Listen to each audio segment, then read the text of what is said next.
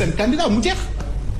et bëgguma dugg sax ci Diomaye bi ñu gis nii tey mais man je pense j'ai très peur que pour ñu ne Diomaye ëllëg moom mooy le président de la République. lu tax. ah non. balaa may dem ci Omar Faye pourquoi. la mémoire de Léopold Sédar Senghor et de nos anciens man je pense que ni vraiment je respecte beaucoup Diomaye. mais quand même sur le plan international.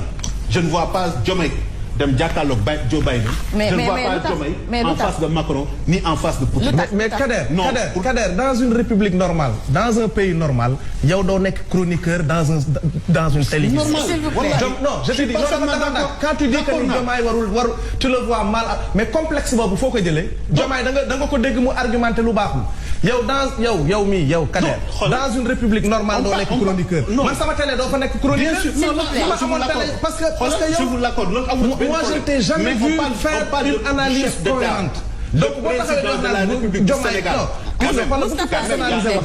il faut pas personnaliser le débat. Parce que c'est cette personnalisation du débat maa la ko dàq. Voilà man su ma amoon sama télé doo fa nekk chroniqueur.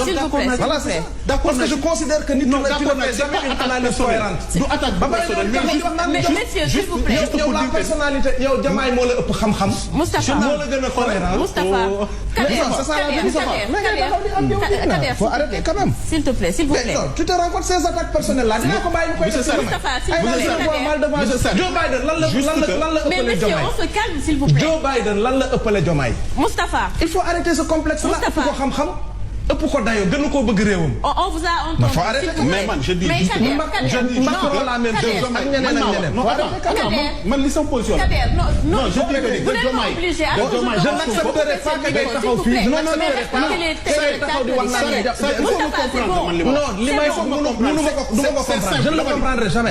jamais. la situation tu fais des affaires personnelles ba dama toog di la bàyyi. c'est bon ne m'obligez pas à lan ngay reproché Diomaye xam-xam nga koy reproché. Diomaye de leen nga ko mën a reproché xam-xam yaa. Moustapha. je ne le reproche.